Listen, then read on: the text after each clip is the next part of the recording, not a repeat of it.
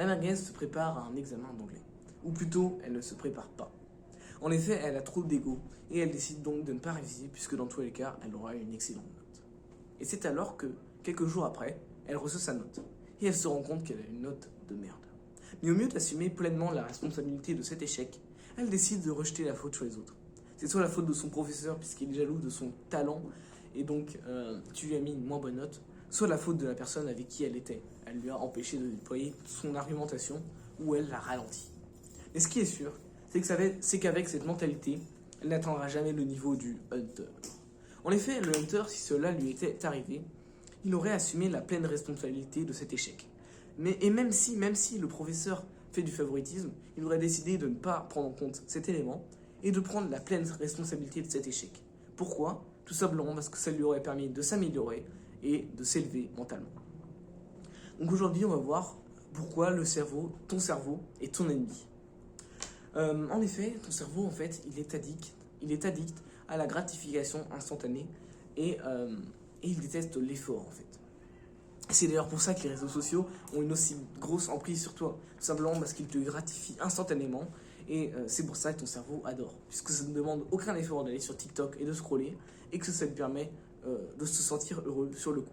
En effet, ton cerveau ne pense pas assez à demain, en fait. Ton cerveau, il cherche juste à te rendre heureux tout de suite, maintenant. Et bien sûr, ce n'est pas un mode de vie qui va te permettre d'être heureux sur le long terme. Par exemple, imaginons, on est au collège ou en primaire et tu reçois ta première note de maths. Et tu vois que tu as une note de merde. Et là, tout de suite, ton cerveau va conditionner et il y a une petite phrase qui va apparaître dans ton esprit qu'on appelle une pensée limitante.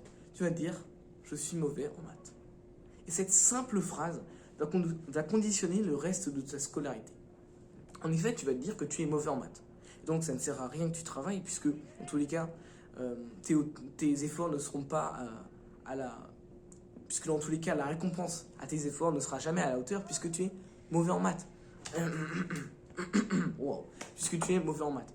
Donc, tu vas arrêter de travailler. Tu vas te dire que voilà, ça sert à rien de travailler en maths, ça sert à rien de travailler, de faire plus d'efforts dans ce sport, puisque dans tous les cas, tu es mauvais de base.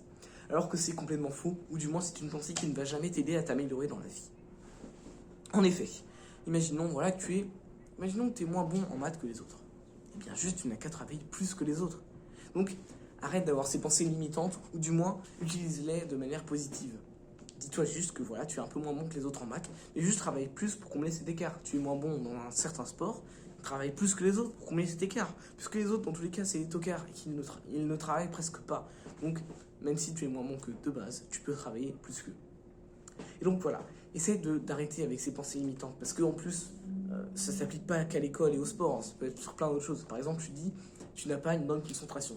Mais mec, regarde-toi, tu passes 8 heures sur ton tel, 8 heures sur TikTok, 8 heures sur TikTok, Insta, et réseaux sociaux. Bien sûr que tu n'as pas de concentration, tu m'étonnes. Non, du coup, tu vas arrêter d'aller sur TikTok, ou du moins tu vas drastiquement baisser ton temps d'écran. Et du coup, tu vas améliorer ta concentration, tu vas méditer chaque jour, tu vas lire des livres. Et là, tu vas bien voir que tu auras une bien meilleure concentration qu'avant. Donc, faut arrêter de se dire, faut arrêter de rejeter la faute sur ta génétique, sur les autres. C'est pas... Ferme ta gueule, putain, c'est pas la faute de ta génétique si t'arrives pas à être concentré. C'est juste que t'as une hygiène de vie de merde. C'est juste que tu passes trop de temps sur les réseaux sociaux. Donc voilà, arrête d'aller sur les réseaux. Passe plus de temps à lire, à méditer, à améliorer ta concentration. Et tu verras bien que tu auras une bien meilleure concentration qu'avant. Donc, c'est ça le problème en fait, des pensées limitantes comme ça. C'est qu'elles rejettent la faute sur des facteurs externes, sur des facteurs sur lesquels tu n'as aucun contrôle, comme par exemple la génétique, sur les autres et tout. Donc voilà, arrête avec ça. En fait, juste dis-toi que tout ce qui t'arrive, c'est ta faute, même si c'est pas forcément le cas, même si des fois c'est la faute des autres et tout. Juste dis-toi que c'est de ta faute, entièrement de ta faute. Et en fait, ça va te permettre de te dire qu'en fait, il faut faire 10 fois plus d'efforts pour justement, pour combler en fait, pour faire en sorte que tous ces facteurs sur lesquels tu n'as pas de contrôle, eh bien, ils n'importent plus. Pour faire en sorte que tellement tu travailles en fait, eh bien, les facteurs extérieurs comme ta génétique ou les autres, eh bien, ils n'influenceront plus assez tes résultats et tu réussiras à gagner malgré ces facteurs contre lesquels tu ne peux rien. Finalement, tu devrais arrêter de te reposer sur tes lauriers. En effet, il y a énormément de personnes, énormément de merguez dans la vie qui s'arrêtent au premier achievement un peu stylé. Par exemple, ils ont un premier diplôme, ils s'arrêtent là. Ils se disent, voilà, ils ont réussi leur vie, maintenant ils peuvent commencer à travailler, à gagner, je sais rien, 2000, 3000 euros par mois. Et maintenant ils ont arrêté de grind, c'est bon, ils ont terminé leurs études, maintenant ils peuvent se reposer, aller voir des amis, aller au travail. Et voilà, et ce sera un long cycle comme ça jusqu'à leur retraite, qu'ils répéteront pendant 30, 40 ans. Et en fait, c'est pas vraiment pas le bon état d'esprit du tout à avoir. C'est comme si, j'en sais rien, tu faisais 100 pompes, et du coup tu te dis, c'est bon, j'ai arrêté la muscu, j'ai fait 100 pompes, bon bah voilà, j'arrête de faire du sport maintenant. C'est comme si quelqu'un qui faisait un premier marathon, en fait, il s'arrêtait là. Et ça sert à rien. Et c'est pour ça que mon exemple favori par rapport à ça, c'est David Goggins. En effet, David Goggins, c'est quelqu'un qui a accompli plus de choses dans sa vie que presque tout le monde ici. Genre, c'est un gars qui a couru 160 km d'affilée, qui en était arrivé jusqu'à pisser le sang, avoir des os brisés, qui pourtant a continué. C'est un gars qui chaque jour, alors qu'il a genre presque 50 ans maintenant, qui chaque jour court une vingtaine de miles, ce qui fait environ je crois que c'était 32 km. Donc chaque jour, chaque matin, il court 32 km alors qu'il a déjà accompli énormément de choses dans sa vie. Chaque jour, le mec va genre faire 2 heures d'étirement. Chaque jour, en fait, il va se confronter à l'inconfort. Chaque jour, il va aller contre son cerveau qui lui dit de se reposer, oh c'est bon. Parce que en fait, c'est ça le problème de son cerveau.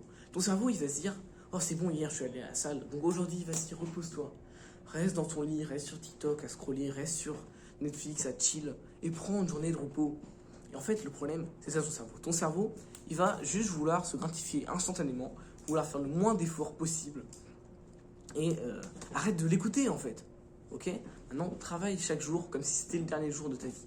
Et c'est ce que fait David Goggins. David Goggins, chaque jour, il se remet il recourt 30 km. Chaque jour, il va refaire des étirements pendant 2 heures alors qu'il déteste ça. Chaque jour, il va faire de la muscu. Alors que pourtant, il pourrait très bien s'arrêter là, se dire à 48 ans, c'est bon, j'ai fini le jeu. D'ailleurs, voilà, cette mentalité d'avoir fini le jeu, c'est vraiment une mentalité de merguez. Et donc voilà, en fait. Ce que tu dois retenir de cette vidéo, c'est qu'il faut que tu arrêtes d'écouter ton cerveau. Parce que ton cerveau, c'est ton ennemi. C'est ton plus grand ennemi, selon moi. Puisqu'il va vouloir se gratifier instantanément, se reposer. Et donc voilà, arrête d'écouter ton cerveau. Prends l'entière responsabilité de tout ce qui t'arrive. Et voilà. Ah oui, et aussi arrête d'avoir des pensées limitantes.